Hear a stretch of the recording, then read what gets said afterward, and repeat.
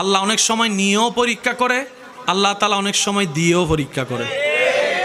কারো যদি অনেক টাকা থাকে, অনেক সম্পদ থাকে, আপনি মনে করেন না আল্লাহ আপনার উপর খুশি হয়েছে, এটা মনে করার কোনো সুযোগ।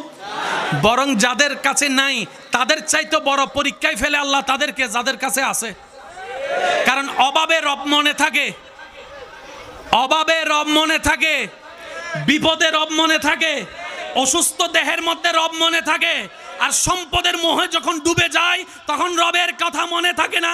সেজন্য রবকে বলবেন, দোয়া করবেন, ইয়া রব আমাকে অতটুক সম্পত্তি দাও যতটুক সম্পদের মালিক হলে আমি এবং আমার পরিবার সচ্ছলতার সাথে কারো সামনে হাত পাতা ছাড়া মাথা উঁচু করে বেঁচে থাকতে পারবো, অতটুক সম্পদ দাও। আল্লাহ আমাকে অতটুক সম্পদ দিও না যে সম্পদ পেলে আমি নাফরমানের মতো তোমাকে ভুলে যাব, ওই সম্পদের কোনো দরকার নাই। সুবহান।